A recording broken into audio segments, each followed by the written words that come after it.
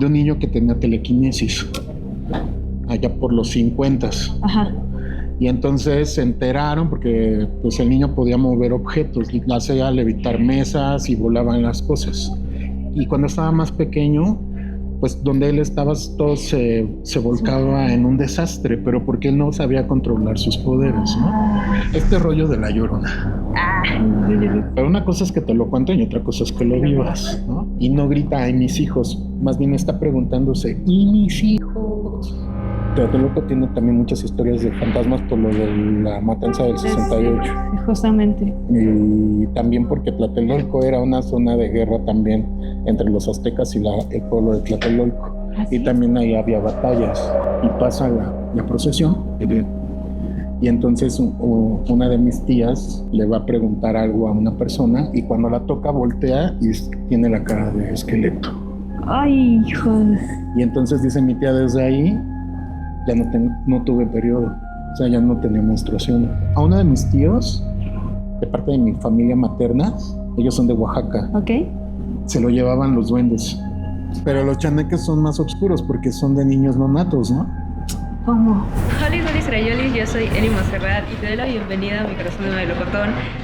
Pues este nuevo episodio del podcast, estamos en un espacio bastante diferente. Tuvimos unos pequeños contratiempos antes de grabar y hoy traigo un invitadazo que tiene muchas historias y sé que les van a encantar porque siento que hoy va a ser como un tutti frutti de terror. Tenemos muchos temas para tocar y pues bueno, está con nosotros hoy Yuri Vega. Yuri, preséntate tú.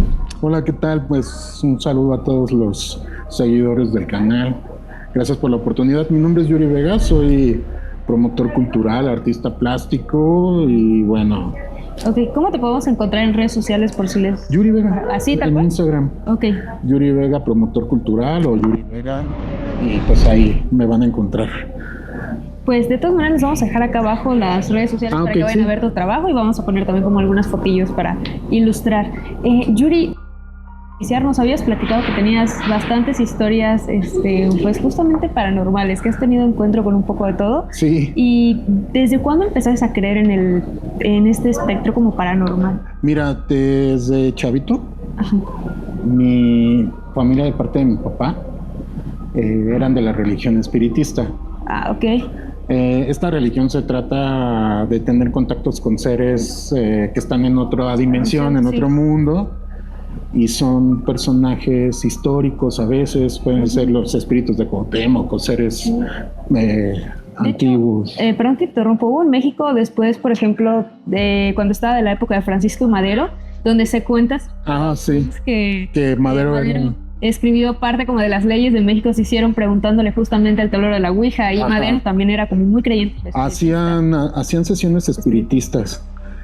Por ahí hay leyendas así de que algunos autoridades de la ciudad de la Universidad de México presenciaron estas actividades de sesiones espiritistas y todo para corroborar que pues tenían un sustento científico, digamos, claro. ¿No? Pero bueno, es una cuestión bien interesante esta parte de lo paranormal. Te comentaba yo, tengo como esa influencia con mi familia. Una de mis tías tenía la capacidad en estas sesiones espiritistas de ver el futuro. ¿A poco? Sí, y bueno. Sí, se escucha como raro, pero bueno, esta religión de eso, ¿no?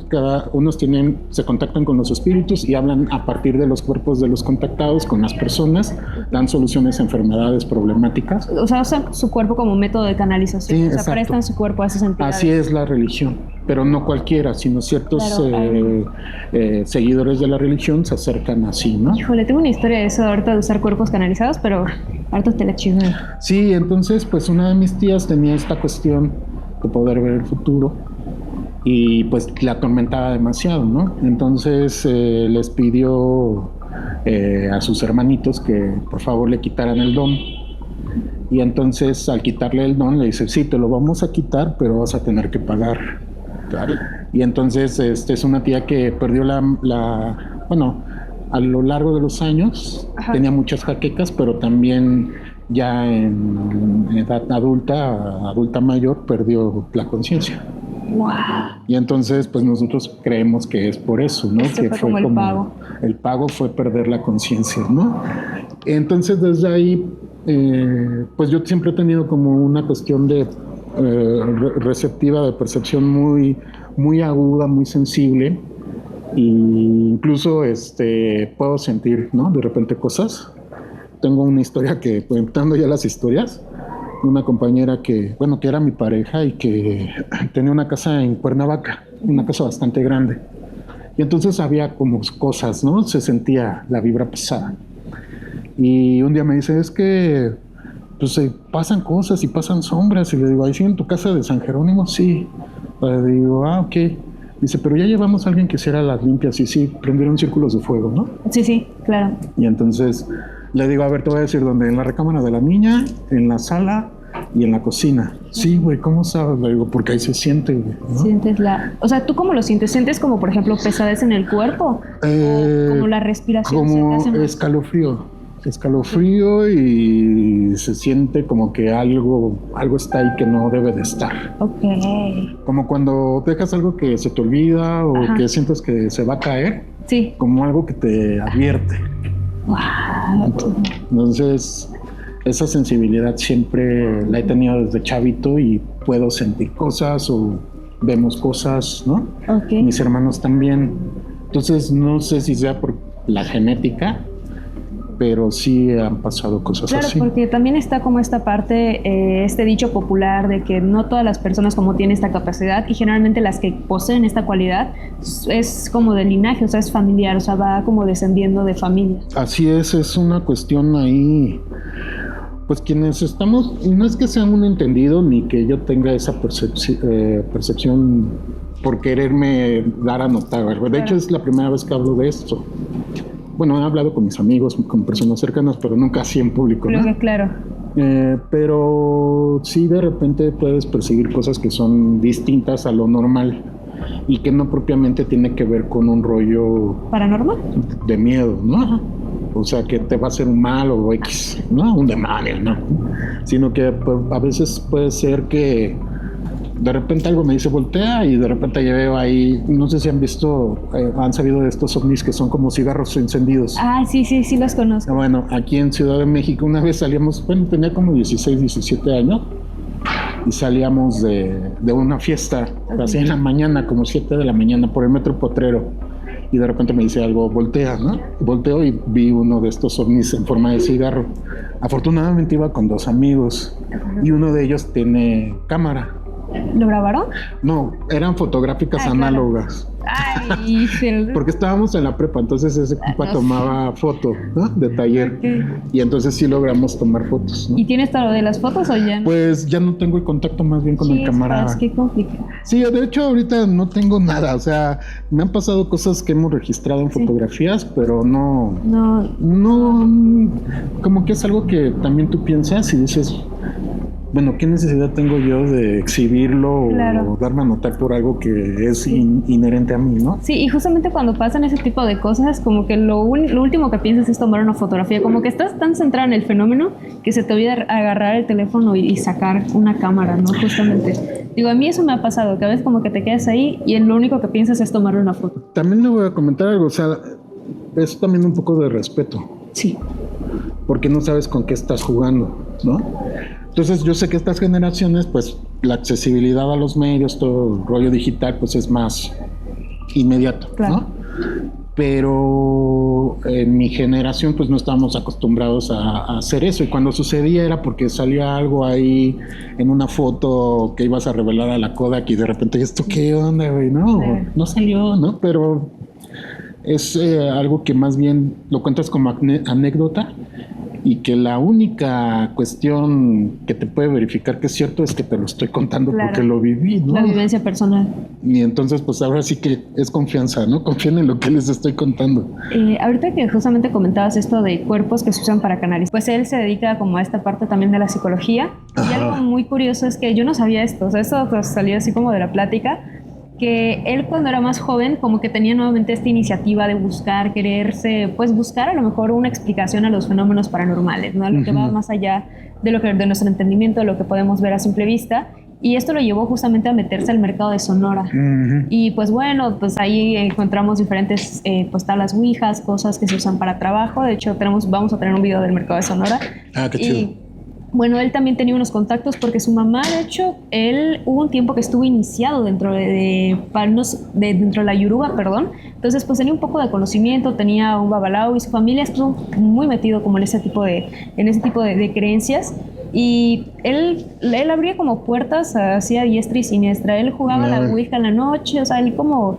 Realmente siento que sí había como una falta de un poco de respeto y también como la ignorancia y el no creer, el escepticismo, perdón, de no creer pues en este tipo de contactos que se pueda llegar a dar.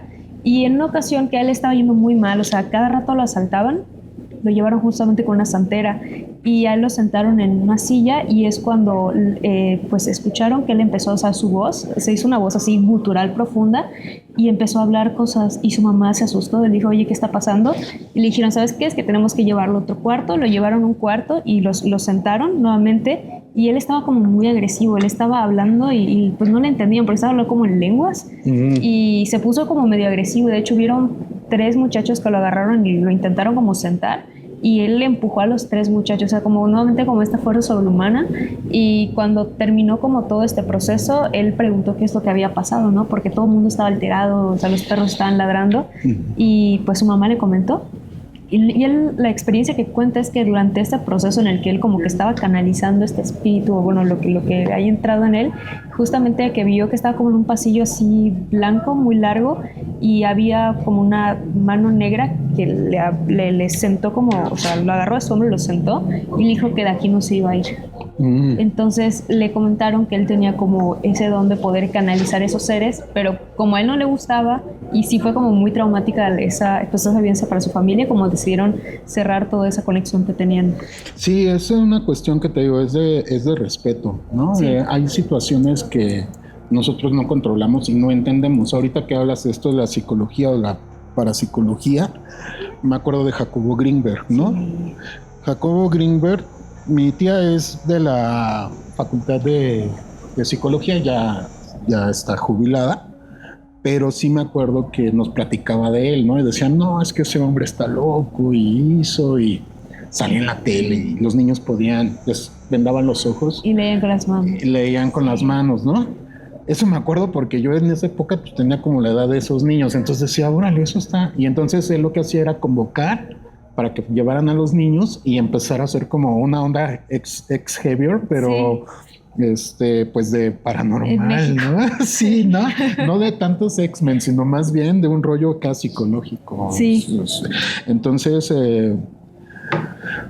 la Ciudad de México tiene mucho de eso. Ahorita estamos platicando, ¿no? Tiene sincretismos muy fuertes. Sí. Puedes encontrarte historias prehispánicas de miedo, de la colonia, contemporáneas, puedes encontrarte ondas de extraterrestres, ovnis y todo este rollo UFO. Sí.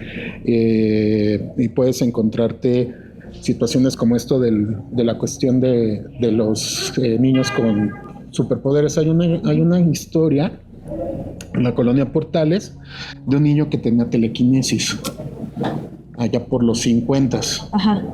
Y entonces se enteraron porque pues el niño podía mover objetos, hacía levitar mesas y volaban las cosas. Y cuando estaba más pequeño, pues donde él estaba todo se volcaba en un desastre, pero porque él no sabía controlar sus poderes, ¿no? Entonces hasta ese rollo como mutante de telequinesis de X-Men te puedes encontrar. Entonces fue la prensa, investigaron qué onda con el niño, pensaban que hacía trucos, le pusieron tintas en las manos para que si tocaba algo se manchara. Y los mismos reporteros estaban colocados alrededor pues para que cualquier cosa que fuera un truco se pudiera constatar. Y fue un caso muy sonado, salió en la prensa, es uno de los casos que están registrados. Y bueno, pues te encuentras cosas así, ¿no? Que dices, oye, bueno, pues si tuvo esa trascendencia en el tiempo, salió en la prensa, pues en esa época no se conocía muy a fondo qué era la telequinesis y todo ese rollo. Te estoy hablando de los 40s.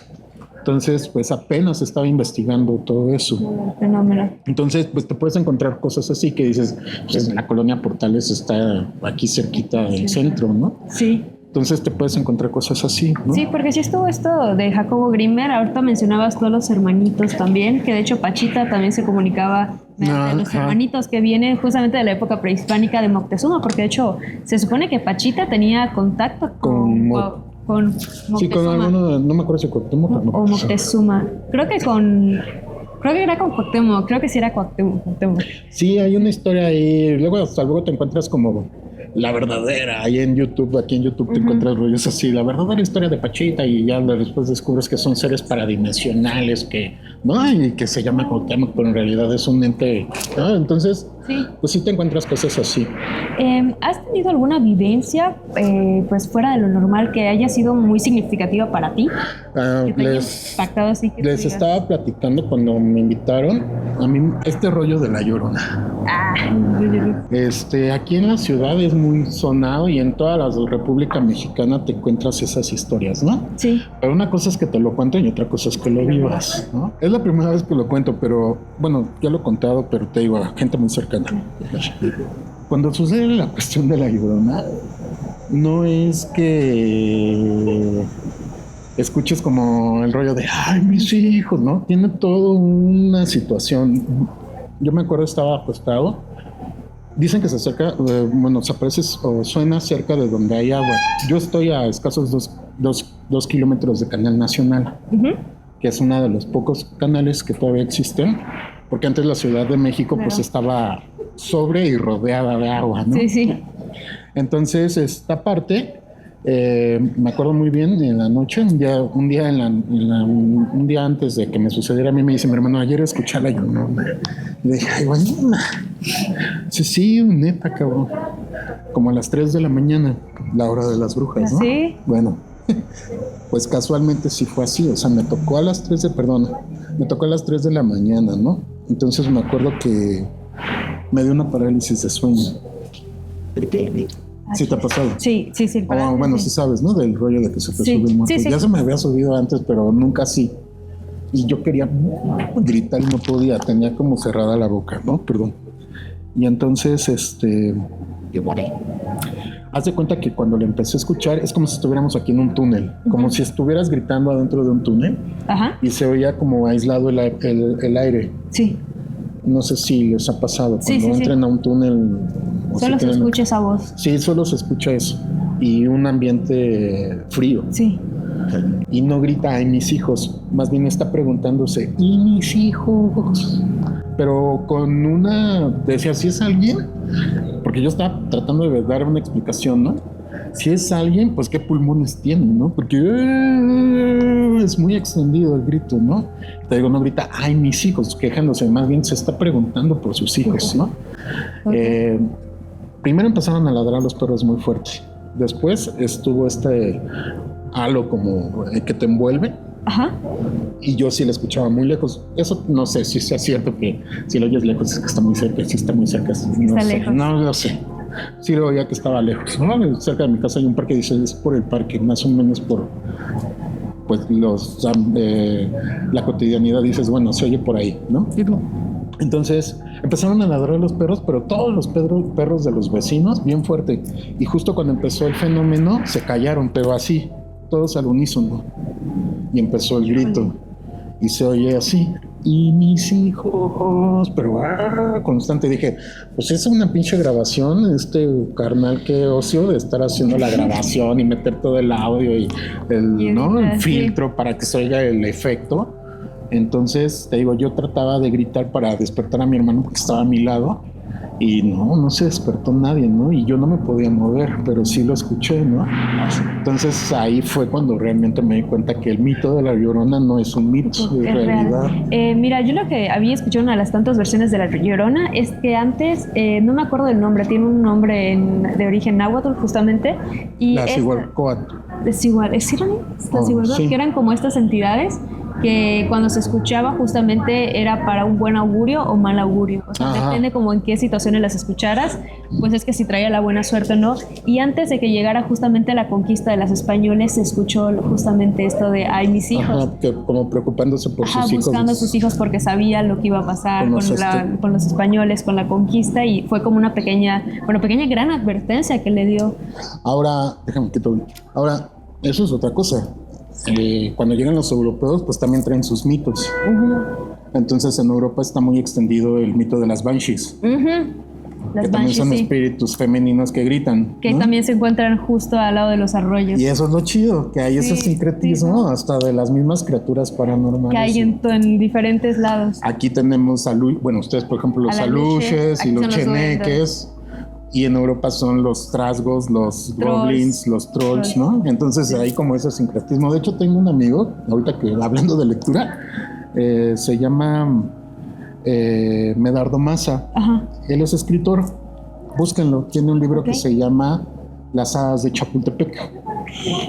Está bien chingón. Y aparte lo puedes descargar gratis.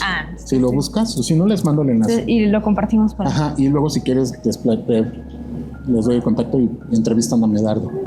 Y ese cuento se trata precisamente de hadas y duendes, pero europeos y mexicanos. Y todo sucede en el bosque de Chapultepec. ¡Qué padre! Y entonces se juntan aluches, cheneques, goblins y un hasta un poco hobbits, ¿no? Entonces está bien chido el librito, se lo recomiendo mucho.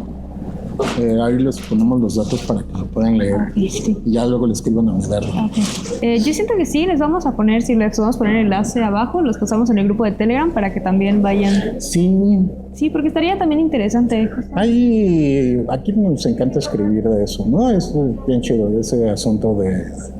A todo el mundo le ha pasado algo. Claro. Eso es innegable. Y este rollo, por ejemplo, que te decía de La Llorona, pues a todo el mundo le ha pasado. Ahorita te estaba platicando una de aquí de Tlatelolco de nahuales. A ver. Los nahuales son estos seres, pues que podríamos catalogar como brujos, magos, que tienen la capacidad de transmutarse en animales. Bueno, los nahuales se pueden transmutar en guajolote, tecolote, burro, perro, cochinos. En Mérida también se puede hacer. Bueno, pues aquí esta que te voy a contar es de un perro. Tengo un amigo que vive aquí en Tlatelolco. En la unidad de habitación, en las unidades habitacionales de Tlatelolco. No me acuerdo si es en Mérida, porque tienen nombres de estado los edificios. Este cuate nos lo contó un día porque venía así blanco, ¿no? Yo vendía aquí en la Lagunilla los domingos. Vendíamos cosas así medio, pues seres alimentarios que nosotros hacíamos, brujas, duendes, así, cosas así. Entonces llega este compa y nos empieza a platicar. No, cabrón, es que de repente se mete un perro, ¿no? Un perro negro, ¿no? Y entonces se mete el perro y sube corriendo por las escaleras hasta la azotea del edificio. Y todos los edificios tienen en la azotea jaulas para que pongan su ropa a las personas cuando lavan. El tendedero. El tendedero. Entonces dice que entró el perro, pero pues se veían sus patas, sus uñas rasgando el piso y todo el mundo pues se salió a asomar qué estaba pasando, porque cuando el perro llega a la puerta de la azotea se empieza a aventar contra la puerta, pero la puerta pues son de lámina. Se escuchaba. Entonces se oía horrible. Y todo el mundo, ¿qué pasa? ¿No? Es que se mete un perro y está ahí arriba y se quiere aventar por la azotea, no sé, está tratando de abrir. Entonces todos los vecinos, no, pues hay que sacarlo. Entonces entre ellos mi amigo y otros de los más jóvenes, porque también Tlatelolco pues ya viven personas muy grandes, la mayoría de los que están ahí o ya fallecieron. Tlatelolco tiene también muchas historias de fantasmas por lo de la matanza del 68. Sí, justamente. Y también porque Tlatelolco era una zona de guerra también entre los aztecas y el pueblo de Tlatelolco. Y también ahí había batallas. Eso no sabía. Entonces sí, es un lugar... Tlatelolco no era parte de Tenochtitlan, era otro pueblo. Entonces ahí era un límite. Entonces los de Tlatelolco le tenían que pagar tributo a los aztecas, pero les costó también guerrear. Claro. Y también hubo muertos ahí desde la época prehispánica. Energéticamente es un lugar lugar muy cabrón, sí. Híjole. Si vas ahí, tienes la sensibilidad, se siente, o sea, no puedes estar tranquilo, porque se siente muy fuerte. Sí, man. Digo, también hay una capilla. No sé si ha sido una iglesia ahí. Bueno, si van, también entras a la iglesia y se siente ahí pesado. Entonces se empieza a aventar el perro y entonces mandan a los más chavos con palos de escoba y todo para tratar de sacar al pinche perro, ¿no? Claro. Entonces se avienta el perro, se abre la puerta y todos suben a buscar al perro y lo empiezan a buscar abajo de los tinacos, entre las rejas y todo, y jamás lo encontraron. Entonces todos empezaron a decir, era un nahual, cabrón. Entonces ha de haber llegado y se transformó y se fue volando, ¿no? Porque nadie se explica, dices, bueno, un perro, pero era un perro grande, ¿no? Que es un perro así flaco de los que andan en los puestos de tacos, no, era un perro grande, negro, y pues muchos lo vieron porque cuando entró corriendo, ¿no? Entonces todo el mundo dijimos, es un nahual, güey, cuando nos contó, ¿no? Pero te estoy hablando del 2000. O sea, si hace pues 24 años. No es así que digas, uy, no, es una historia que me contó un tío y no. No, es una historia relativamente reciente. Ajá, relativamente reciente. Wow. Ahí en Mérida los nahuales los conocemos como guayes. Okay. Guay brujo o Ishmen, que es un sacerdote que se puede... Guaypec, por ejemplo, Guaypec es guay, es brujo, pec es perro, no como el brujo perro. Entonces... pues son esos.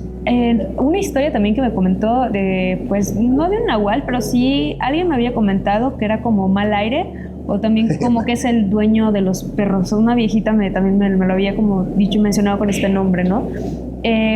Este es un Ishmen, no es babalao, pero sí es Ishmen, o sea, es un sacerdote maya que se dedica justamente a la ceremonia y ofrenda de aluche, de duendes, de trolls. Y bueno, de estos elementales. Y él comentaba que en una noche, justamente en la madrugada, a la hora de las brujas, escuchó que los perros estaban ladre, pero así desesperadamente, como si le estuvieran pegando los perros. Y a él pues le sorprendió como el aullido constante de estos perros. Y él pues en las madrugadas se levantaba a ir al baño. Entonces pues hacía justamente a un lado de la reja de su casa y aprovechó. Y cuando estaba haciendo el baño, escuchó pues nuevamente que los perros seguían ladrando y él pues, por la curiosidad decidió pues asomarse a través de una rejita que tenía, y es ahí donde vio un perro, justamente como tú dices, un perro negro muy grande con ojos de color rojos, y atrás de él habían otros perros y él iba como en la cabeza. Entonces él dijo, ¿sabes qué? Esto es mal aire, esto no lo debería estar viendo.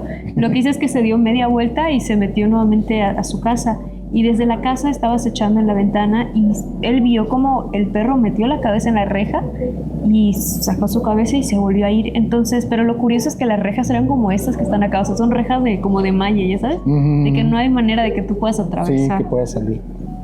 Ahorita que hablas de los malos aires, esta le pasó a una de las hermanas de las que te cuento de mis tías. Ellas eran pequeñas, ellas vivían en otro pueblo que también es muy antiguo de la ciudad, que se llama San Jerónimo. Entonces dice que salieron en la noche y cerca de la iglesia les tocó, este es un fenómeno que se llama la Santa Compaña. ¿Cómo es? La Santa Compaña es una procesión. Ok, sí. De personas que van en una procesión como saliendo de la misa y traen un santo y traen campanas, sahumarios. Una peregrinación, más o menos. No, es una procesión. Es como pasear al santo para llevarlo a otra capilla, o que viene de otra capilla, o llevarlo a una casa para una misa. Es que en Mérida sí lo conocemos como peregrinación. Ok, no, aquí son procesiones, ¿no? Ok. Ese mito viene desde Europa, desde España, la Santa Compañía, y casualmente aquí en México sucede. Entonces te digo que le pasó a mi tía, a una de mis tías, que es una de las más viejitas. Pasa la Santa Compañía, ellas estaban afuera de la iglesia y pasa la procesión, y entonces una de mis tías, bueno, la que te platico, le va a preguntar algo a una persona, y cuando la toca voltea y tiene la cara de esqueleto. Ay, joder. Y entonces dice mi tía, desde ahí ya no tuve periodo, o sea, ya no tenía menstruación, se cortó. Y dice, pues era por el miedo, no sé, pero ya no tuve. Y bueno, entonces coincidió eso, ¿no? Es que ese qué día le pasó y como a qué hora más o menos. En la noche. En la noche. Pero en el pueblo de San Jerónimo.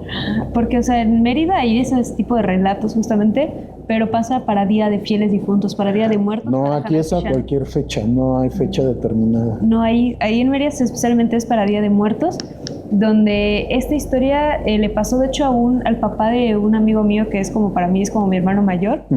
Y justamente, no sé qué emergencia médica hubo en la familia, pero requerían justamente un medicamento y pues tenían que ir a la farmacia. Sí, algo así también. Entonces ellos pues salieron en Día de Muertos, creo que fue 1 de noviembre que decidieron salir, y cuando estaban regresando a 2 calles vieron justamente este pasar que van vestidos de blanco y van con una vela en la mano. Entonces la leyenda es de que si tú les recibes como esa vela que te dan, al día siguiente esa vela se convierte en un hueso y tienes que devolverlo a la misma hora al día siguiente para que no te pase nada. Eso está muy chida. No, aquí hay blancos y hay negros, no sé por qué.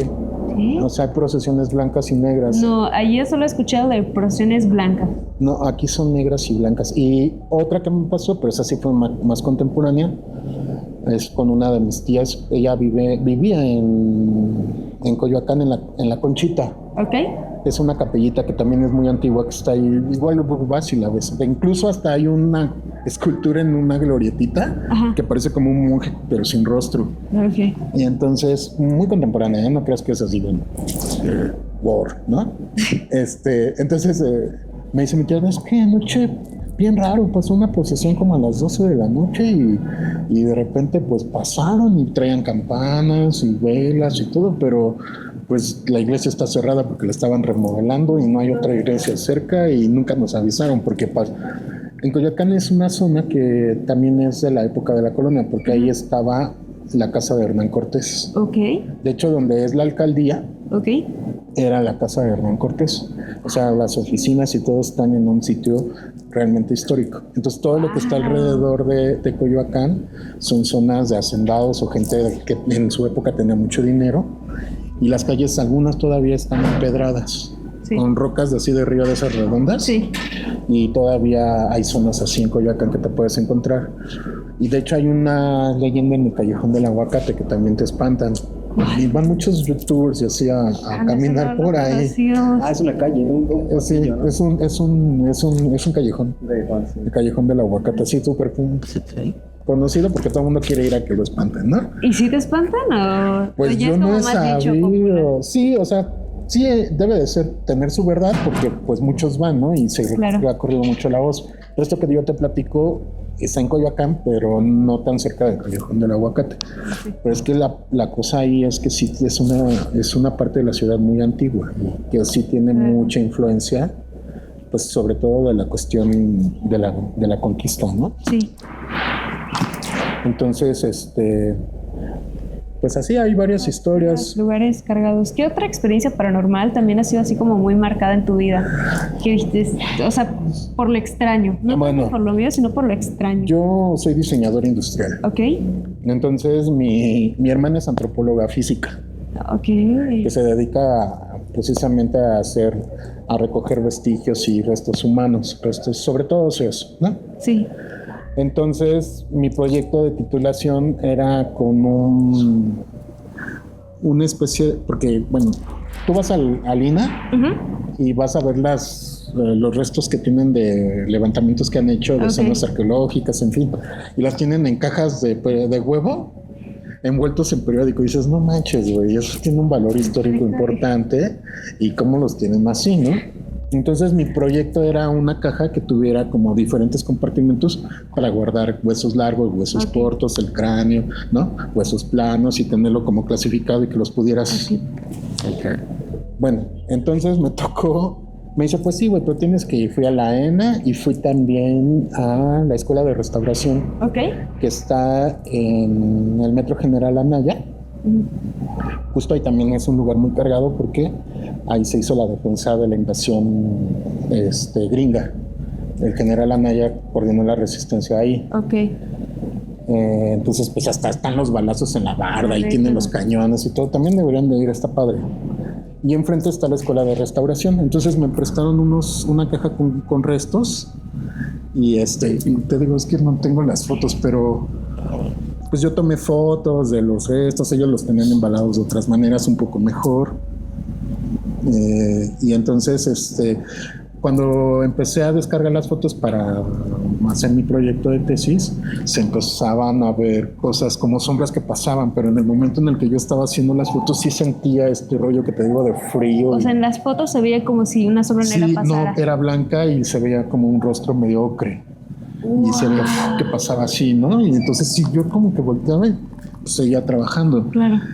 Pero no sé si era por los restos o era de alguien importante o el mismo lugar ya lo tenía. Ya trae la carga. Ajá, pero es que tú cuando tú trabajas con eso, incluso ahora que les platicaba esto de que hacíamos cosas con esculturas y todo esto, sí, que las vendíamos en la Lagunilla, nosotros ocupábamos mucho huesos y cosas sí, así. Y hasta que nos dimos cuenta que sí hay que tener un respeto con eso. ¿Y los huesos dónde los sacaban? Si pues eran animales, ¿eh? O sea, okay, no, pero de todas formas. ¿En taxidermia más o menos lo hacían? No, es que por ejemplo tenía un escarabajo y las mandíbulas del escarabajo eran de un perro que me había encontrado, ¿no? Ok.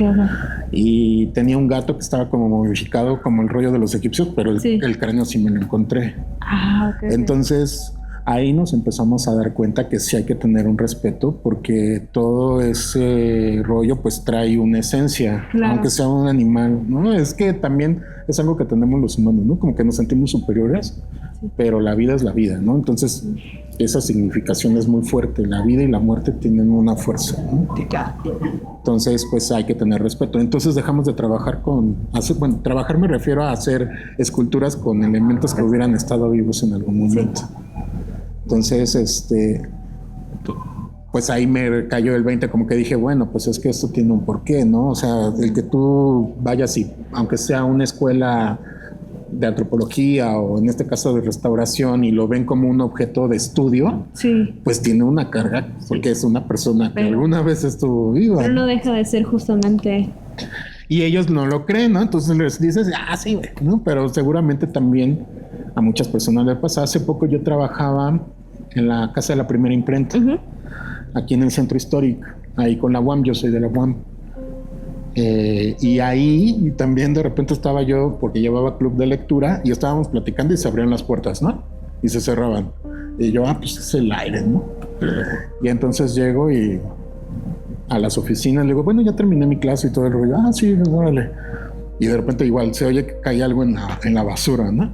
Y se voltean a ver entre ellos y ahí está otra vez, ¿no? Y yo, güey, ¿qué pedo? Y ya le dije, a ver, espérense, aquí hay algo, ¿verdad? Me dice, ¿algo? Hay un montón. Y digo, bueno, porque me acaban de abrir y cerrar la puerta. Sí, eso pasa ahí en tu salón, pero no te queríamos decir, pues para que no te sacaras de onda, ¿no? Y algo muy curioso también ahorita que mencionas es que como las oficinas o escuelas siempre llevan como una carga energética muy fuerte. Por ejemplo, el esposo de mi hermana trabaja en una escuela, creo que es una primaria o es un kinder, y tiene un amigo que tiene esta capacidad de poder pues ver, así que gente muerta, ¿no? O sea, cuando pasan accidentes o así, pues él ve a la persona, o sea, él cuenta que ve a las personas como fallecieron, o sea, como la película de Sexto Sentido más o menos. Sí, pues entonces, un Sexto Sentido. Sí, cuando estaban en un salón, estaban en una esquina del salón, porque justamente estaban como que todas las sillas ya chocadas en la esquina, y comentaron que vieron cómo la puerta se abrió, y en que se abrió se chocaron como que unas sillas, como si alguien hubiera pasado y hubiera empujado a las sillas, y todo el mundo se quedó viendo, o sea, se quedó viendo como entre ellos de qué es lo que había pasado, y este señor les dijo, es que pasó y se tropezó. Entonces él dijo que vio una persona que literalmente entró, abrió la puerta, un viejito, y justamente se estrelló en las sillas. Y algo muy curioso que me llamó bastante la atención fue que dijo que los cines son los lugares donde más carga, o sea, como energética o este tipo de entidades se encuentran en el cine. Tengo otra del cine. Yo trabajaba en la alcaldía de Iztapalapa, en el Centro Cultural Iztapalapa, si quieren googleenlo. El Centro Cultural Iztapalapa es un cine, o era un cine. Ok. Bueno, ahí estábamos justamente preparando algunos materiales para ofrendas monumentales que íbamos a poner. Estoy hablando de 2016. Ese cine estuvo muchos años abandonado y fue en la época de los 80 más o menos. Bueno, la unidad habitacional tiene de los 60, 70, ¿no? Más o menos. Y tiene mucha historia. Es la unidad habitacional Vicente Guerrero. Búsquenlo, en Google Maps, ahí hasta van a ver el Centro Cultural Iztapalapa. Es un cine, es redondo así, está muy chingón. Y justamente estábamos preparando y en la parte donde está lo que era la pantalla del cine, las gradas, las butacas, pues era grandísimo. Los cines antes eran gigantes, sí. Era todo un ritual ir al cine. Bueno, ahora es un centro cultural, pero antes de eso estuvo abandonado. Y los chavos banda, que era como la época punk y todo ese rollo de los 80s, se metían ahí a hacer muchos desmadres, ¿no? Porque estaba abandonada, había grafitis y todo el rollo. Entonces rescatan el lugar, lo hacen centro cultural. Y te digo que a mí me tocó estar trabajando ahí. Y de repente estábamos platicando, estábamos trabajando en lo que sería la parte de arriba del cine, de lo que es la pantalla. Okay. Y de repente volteo y veo una chava, ¿no? Y dije, es María, ¿no? Y volteo y le digo, y me dice, ¿qué pasó, güey? ¿No? Mi amiga. Le digo, no, es María, pensé que estabas allá arriba. Me dice, no, güey. Le digo, me dice, no, nunca me he ido, yo estaba aquí todo el tiempo. Le digo, güey, entonces ¿quién pasó? Me dice, no sé. Y ya luego la poli que cuidaba ahí nos dice, es que sí pasan cosas y por eso tenía hasta su altar ya al niño no sé quién para que le ayudara a cuidarse en la noche. Entonces todo el mundo que trabajó en el Centro Cultural Iztapalapa, en el Cine Vicente Guerrero, te cuenta alguna historia de algo que pasó ahí. ¿Y tú a qué crees que se deba que los cines estén mantengan todavía esta carga? Pues es que pasan muchas cosas en esos espacios. Mira, antes mi mamá no me dejaba cuando íbamos al cine, porque antes no era Cinemax y Cinemex y bueno, Cinemark ya ni existe, ¿no? Cinemex ni nada, ¿no? Ajá. Ni Cinépolis. Ibas a los cines, eran los Géminis y así, ¿no? Uh-huh. Entonces, hasta había muchas historias de que dejaban ir a los niños solos al baño, abusaban de ellos y, ¿no? Entonces, pues al baño, no, pues te acompaño y te llevaban. Y entonces empezó a hacer como eso y sucedían muchas cosas. O sea, como está oscuro y entonces iban las parejas, hacían cosas. Hay cines donde te asaltaban. Entonces empezó a decaer mucho el rollo del cine y se empezaban a cargar de muchas situaciones así medio negativas. Entonces yo creo que eso, pues tú sabes que atrae cosas negativas, ¿no? Entonces yo creo que es por eso. Okay. ¿Has tenido alguna otra experiencia con nahuales o con estos seres elementales? Yo estaba en un grupo que se llama Escuadrón, que era un grupo de como los Boy Scouts, bueno, no, más chido que los Boy Scouts. Okay. Porque nos íbamos y hacíamos construcciones con troncos. Wow. Así como los Ewoks de Star Wars.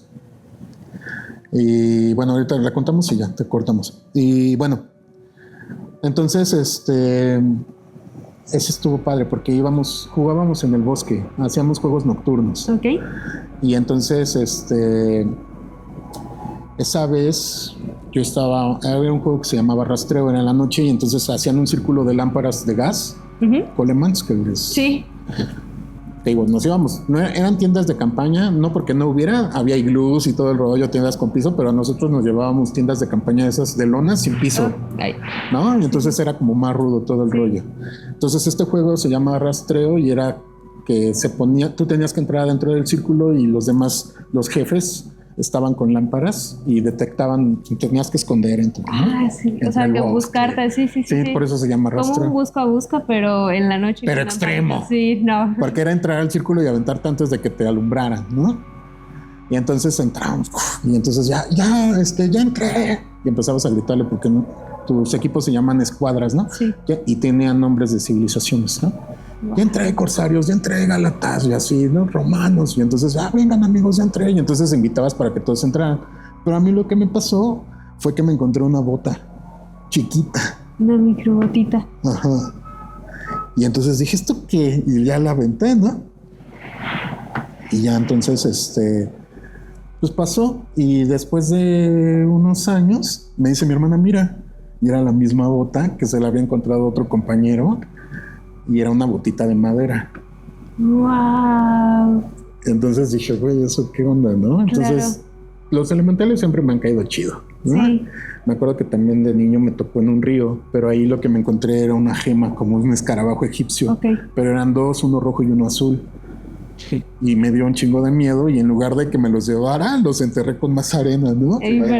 Sí, pero tenía como 4 o 5 años. Wow. Estabas bien. Y quién sabe qué eran esas rocas, pero todavía lo tengo así muy presente. Entonces sí me han pasado cosas así súper con los elementales, súper raras, ¿no? Ya me habían dejado unas joyas. A uno de mis tíos, de parte de mi familia materna, ellos son de Oaxaca, Ok.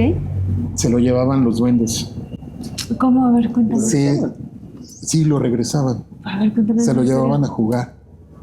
No, es que me llevaban mis amiguitos y fuimos a jugar. ¿Y qué estuvieron haciendo? Pues estábamos comiendo ahí en su casita y todo el rollo. Anoche vinieron por mí y luego me trajeron. Y así se lo traían varias veces. Mi tío se llama, bueno, le decía mi tío Chico, él vive ahí atrás de la Merced. O bueno, vivía atrás de la Merced. Y nos platicaba sus historias con los duendes, pero lo querían, o sea, no se lo llevaban, lo regresaban. Wow. ¿Y él era hijo único o...? No, era hermano de... No, es cierto, era primo de... Creo que sí era... Hijo único. Y se lo llevaron a jugar y regresaban. ¿Y te sabes, o sea, te acuerdas más o menos cómo eran físicamente? O sea, la descripción. ¿De los duendes? Sí. No, bueno, no me acuerdo. No me... Decía que eran chiquitos y flaquitos. Eso sí me acuerdo. Pero no... A lo mejor eran pixies, no sé. Y entonces, pues chido. Mi mamá es maestra de Iztapalapa, también era maestra de secundaria. Y también me platicó de una de sus amigas que su nieta estaba llorando en la noche y que le dijo, es que vinieron unos niños y me querían llevar y me mordieron. Y entonces les enseñó la mordida, hicieron unas mordiditas así. ¿Qué tenía? Wow. Eso, o sea, los dientitos, pero chiquitos. Entonces, pero eso sí lo vio mi mamá porque pues la niña llevaba la mordida. Esta historia me la contó la amiga de mi papá. Ella durante mucho tiempo estuvo viviendo como en una zona rural, o sea, muy alejada, justamente aledaño a Mérida. Y él no, pues, en los pueblos pues siempre se acostumbraba a que los niños pues salgan y vayan a hacer sus cosas, ¿no? Por el tema de la seguridad. Y en una ocasión ella se estaba como adentrando dentro de un bosquecito y en el bosquecito comenta que vio como una pequeña cueva así subterránea y cuando entró habían como puras vajillas así de barro, cositas como muy antiguas y juguetes así como de estos que hacen como de, no de como de mecate, de palitos. Y ella pues ya cuando creció como que entendió que era como pues la casita más o menos de los aluches, de los duendes. Sí, bueno, es que allá son los aluches y también están los cheneques, ¿no? Pues aluches, chaneques es como... Pero los chaneques son más oscuros porque son de niños no natos, ¿no? ¿Cómo? ¿No? Bueno, nosotros sabemos, te digo que porque hacíamos cosas. Ajá. Bueno, hacemos nuestras esculturas, era lo que vendíamos. Y mi compañero hacía los cheneques, pero a él le contaron la historia de que eran niños no nacidos o que habían nacido muertos. Y cuando los enterraban, pues regresaban, pero como... En forma de niño. No, en Mérida como que la creencia es que los chaneques tú los puedes hacer bueno, lo hace un ishme, no lo haces tú, sacerdote maya, y tiene que ser con tierra virgen donde no haya pisado ninguna mujer, hacer un ritual creo que como de 7 días, y ya después lo entierras en el patio de tu casa, y ya es como que se encarga de cuidar, o sea, más bien lo usan como un tipo guardia de seguridad, vale. Pero así que se encarga de como de alejar, ¿sí? Proteger la milpa, el ganado, a las casas, y hay otros que hacen, pero esos ya implican sangre de la persona, o sea, sangre del dueño del chaneque. También hay Kisin, ¿no? Sí, el Kisin es con el diablo. Es un demonio, ¿no? Ajá, es el diablo, sí. Bueno, mi hermana, que digo que es antropóloga física, eso estuvo muy cabrona. Fueron a Mérida, no me acuerdo, fueron a una reserva para estudiar monos araña. Ok. No sé si eran aulladores o araña. Y entonces antes de entrar a la selva, la compañera les dijo, hay que hacer una ofrenda. Sí. Hicieron una ofrenda, prendieron incienso y todo. Dice, este es el círculo, porque si nos pasamos de ahí, no sé qué, ¿no? Y entonces, pues ya hicieron una ofrenda. Mi hermana, pues te digo, científicos traen otro rollo. Claro, ¿no? Sí, no pienso. Pero respetan porque son antropólogos, ¿no? Sí. Entonces, la onda social y todo el rollo, y las creencias. Dice que cuando llegaron ya no había fruta que les habían dejado y el círculo estaba más adelante para que se pudieran mover en más territorio del donde la habían dejado. Wow. Entonces estuvo chida porque dices, bueno, pues ¿qué necesidad tiene mi hermana de cotorrearme? Claro, y de hecho Pero dijeron que fue una ofrenda a los aluches. Creo que hay un puente, no sé si es el de Cancún o Playa del Carmen. En el de Cancún justamente cuando estaban construyendo había un altar y ese altar que estaba debajo del puente lo quitaron y los locales les dijeron es que eso no se quita, o sea, no deben haber quitado porque les van a hacer travesuras y no los van a dejar continuando con la obra. Y dicho y hecho, o sea, intentaron construir, luego les desatornillaban los tornillos, les quitaban los seguros, o sea, los motores no prendían y les dijeron, ¿sabes qué? Tienen que llevar justamente un sacerdote maya que les haga la ofrenda y así lo hicieron. De hecho, ya armaron nuevamente como rehicieron el altar. El altar justamente tiene como una cabañita, una chocita, y ya con eso ya pudieron seguir construyendo y cesaron como todo ese tipo de fenómenos. Sí, no es... Los gringos les dirían que son gremlins, ¿no? Sí. O los británicos. Entonces, pues sí, te digo que hay ese sincretismo bien interesante en la Ciudad de México, cosas así que te digo que te encuentras la Llorona, que los nahuales y todo el rollo. Entonces, Es pues una ahí mezcla está. muy diversa. Vayan a ver el video completo del cuento que nos contaron, que la verdad está buenísimo. Es bastante creepy, bastante tenebroso para no quedarse dormido en los vagones del metro. Muy bueno. Sí, se van a sorprender. Cuando vengan a Ciudad de México y se suban al metro, hay que tener mucho cuidado. Cuidado. Muchísimas gracias por el cuento. Vale, pues espero que les haya gustado. No, muchísimas gracias, estuvo muy bueno. Pues ya para ir finalizando, pues muchísimas gracias por el tiempo, por las historias, porque a veces es complicado contar como todas esas experiencias paranormales, ¿no? Porque nuevamente mucha gente pues está desde el escepticismo y desde esta parte como de decir que a lo mejor es broma y que pues no sé, hay como mucho... Siento que le falta a veces un poquito más de seriedad y creernos, dejar de ser tan escépticos en la vida y creer que realmente estamos rodeados de un mundo mágico, espiritual, cositas que no tienen explicación. Y pues muchísimas gracias por el tiempo, por las historias, por enseñarnos tremendo cuento. Híjole. ¿Está chido? Sí. Hay varios, ahí tengo otros. Iba a traer otros de vampiros y cosas así. Me encontré uno de Navidad y vampiros. Si quieren luego también los les paso. Pasar los links para que lo lean ahora que vienen estas épocas decembrinas. Ajá, y que vean que no distona el terror con la Navidad. Sí, Krampus. Exacto, el Krampus y... Pues no, el Grinch no es tan malo, pero bueno, los en su momento sí. Que también son traviesos.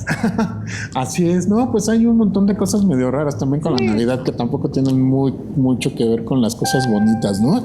Sino con este rollo de los elementales y todo lo que sucede, entonces pues, se puede hacer algo especial. Claro. Pues yo nada más les dejo ahí, busquen, lean. Este rollo, si les gusta, es de leer, es de buscar. Si luego me invitan, les muestro mi colección de libros que tengo de enciclopedias de miedo y cosas así que luego te encuentras en los tianguis. Sí. Que dices, ay, ¿qué onda? Mitos y leyendas y no sé. Entonces, muchas están basadas en cosas que realmente sucedieron, ¿no? Claro. Entonces, pues muchas gracias por la invitación. No, muchísimas gracias a ti y pues bueno, espero que les haya gustado el episodio. Ojalá sí. A mí sí me gustó y me gustó muchísimo más el final, me gustó mucho este cuento. Ah, vale, sí, pues ahí busquen a Mario Méndez, por ahí debe de estar en Facebook, yo creo, porque es más boomer, ¿no? Pero es muy chido, también tiene por ahí recopilación de cuentos de ficción y cosas así. Ojalá y no sea la última vez que me inviten. No, claro que sí, cuando regresemos a Ciudad de México. Sí, igual nos aventamos un recorrido. Así es, por justamente el Callejón del Aguacate y todos hay un montón de lugares bien místicos y tenebrosos de la Ciudad de México. Pues muchísimas gracias. Recuerden taparse muy bien sus patitas en las noches para que no se las vayan a jalar. Así que, para que no se los jale el vagón el vagón. No se queden dormidos. Del vagón del metro. Si vienen a la Ciudad de México, no se queden dormidos. En el metro. Así que cuídense mucho y nos vemos hasta la próxima. Chao, chao.